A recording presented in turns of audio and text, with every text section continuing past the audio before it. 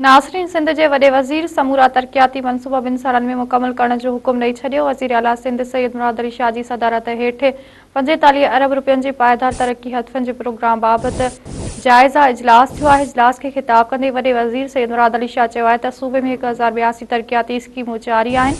928 मनसूबा मंज़ूर कया, 895 मनसूबनि जा फंड जारी कया विया आहिनि।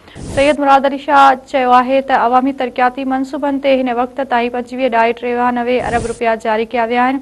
895 तरक़ियाती मनसूबनि ते 9.72 अरब रुपया ख़र्च थी चुका आहिनि। हर स्कीम जी लागत जो 50% माली साल ऐं बाक़ी ईंदड़ मुक़तस थींदा। ब्रेकिंग न्यूज़ ॾेई रहिया आहियूं त सिंध जे वॾे वज़ीर समूरा तरक़ियाती मनसूबा 2 सालनि में मुकमल करण जो हुकुम ॾेई छॾियो। वज़ीर आला सिंध सैयद मुराद अली शाह जी सदारत हेठ 45 अरब रुपयनि जी पायदार तरक्की हदफ़नि जे प्रोग्राम बाबति जाइज़ा इजलास थियो आहे। इजलास खे ख़िताब कंदे वॾे वज़ीर सैयद मुराद अली शाह चयो आहे त सूबे में 1082 तरक़ियाती स्कीमूं जारी आहिनि। 928 मनसूबा मंज़ूर कया, 895 मनसूबनि जा फंड जारी कया विया आहिनि। सैयद मुराद अली शाह चयो आहे त अवामी तरक़ियाती मनसूबनि ते हिन वक़्त ताईं 25.93 अरब रुपया जारी कया विया आहिनि।